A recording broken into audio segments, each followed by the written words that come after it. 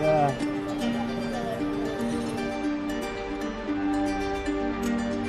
6 juta rakyat Kongo di Kivu Selatan berjuang untuk melewati jalan-jalan ekstrim di wilayah mereka.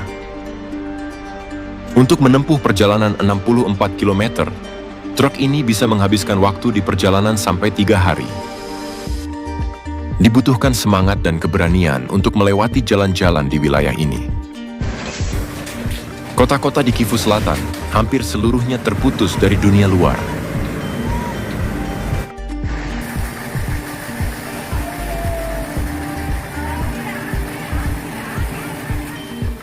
Lapisan tanahnya banyak mengandung mineral berharga, seperti koltan, kobalt, dan emas. Sementara di atas permukaan tanahnya, masyarakat hidup berbalut dengan kemiskinan. Kali ini Kepo mengajak kalian melihat kehidupan di Kivu Selatan. Kivu Selatan merupakan salah satu provinsi di Republik Demokratik Kongo, sebuah negara di Afrika Tengah. Kota Bukavu adalah ibu kota Kivu Selatan. Provinsi ini dikenal dengan kekayaan sumber daya alamnya, tetapi mereka juga menghadapi tantangan berupa konflik bersenjata, masalah kemanusiaan, dan korupsi berjamaah.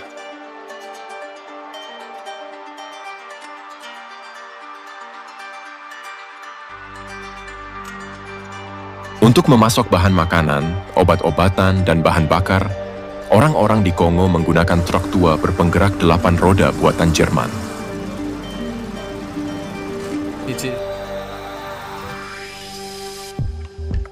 Hal paling buruk dan yang ditakuti oleh supir di sini, di saat turun hujan. Ketika hujan turun, jalanan akan sangat licin dan berlumpur. Mereka menghabiskan waktu berjam-jam untuk berjuang mengeluarkan truk dari lumpur.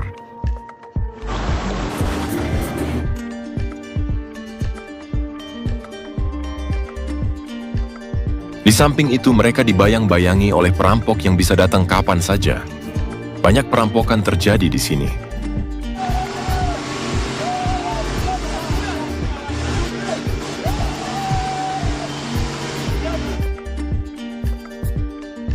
Biaya hidup lebih mahal di sini dibanding kota-kota di Eropa.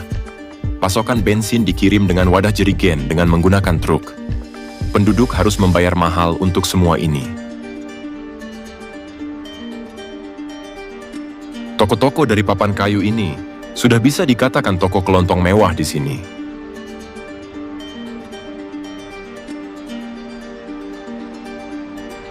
Daerah terpencil dengan biaya hidup setinggi langit.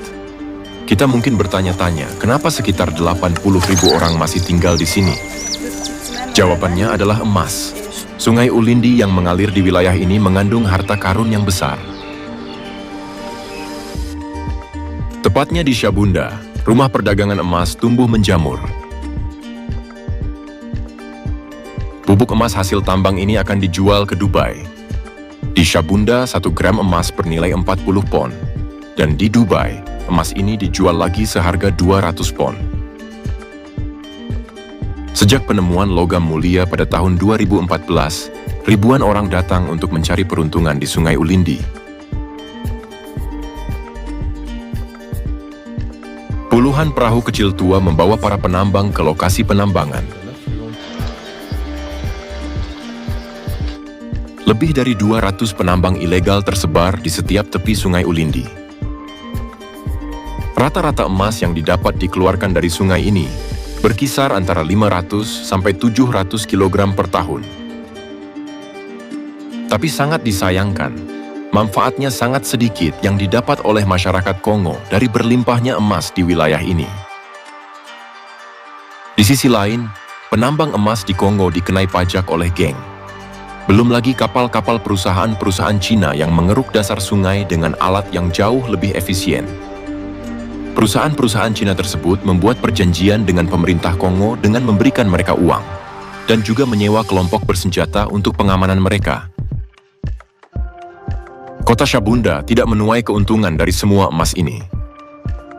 Di kota ini tidak memiliki air bersih. Sungai adalah satu-satunya sumber air bersih mereka. Di sisi lain, limbah dari hasil penambangan dan pengolahan emas telah melepaskan hampir 1 ton merkuri setiap tahunnya ke dalam sungai. Ini adalah racun yang perlahan membunuh. Yang lebih bahayanya, masyarakat tidak mempercayai hal ini. Diperkirakan, senilai 23 miliar pound ada di dalam tanah di Republik Demokratik Kongo Timur. Jika dirupiahkan, sekitar 437 triliun rupiah. Ya, cukup untuk membuat elit korup bertambah kaya di negara ini. Meskipun mereka mempunyai kekayaan mineral yang luar biasa banyak, tapi wilayah ini tidak akan berubah dalam waktu dekat. Kesalahan utamanya terletak pada korupsi yang menggerogoti negara ini.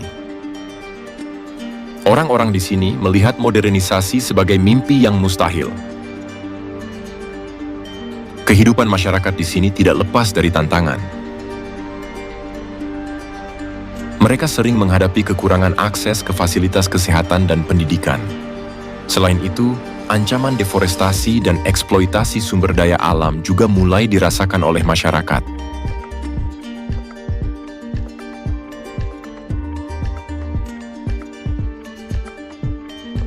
Jalanan di Kongo, terutama di wilayah pedesaan, sangat buruk. Jalur yang dilalui bukanlah jalan yang beraspal mulus, melainkan jalan tanah yang penuh dengan lubang besar, genangan air dan lumpur tebal. Selama musim hujan, jalan-jalan ini berubah menjadi kubangan lumpur yang hampir mustahil dilewati, bahkan oleh kendaraan berat sekalipun. Di Kongo, perjalanan yang seharusnya hanya memakan waktu beberapa jam, bisa memakan waktu berhari-hari.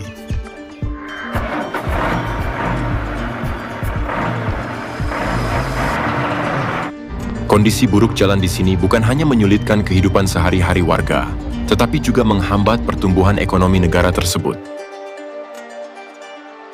Masyarakat bermimpi tentang masa depan, di mana jalan-jalan di desanya diperbaiki, sehingga orang-orang bisa bepergian dengan mudah dan hidup lebih baik.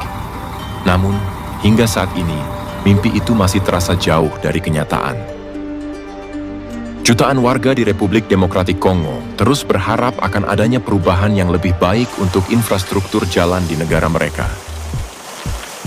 Semangat gotong royong dan rasa syukur membuat masyarakat tetap kuat. Yang mereka yakini saat ini, mereka percaya bahwa selama mereka menjaga alam, alam pun akan menjaga mereka. Jalan-jalan di pedalaman Kongo ini seolah membawa kita kembali ke masa lalu. Suasana yang masih alami, tradisional, dan minim modernisasi. Suasana ini seringkali memberikan pengalaman yang otentik dan menyentuh, seolah-olah kita sedang menjelajahi babak sejarah yang masih hidup hingga sekarang.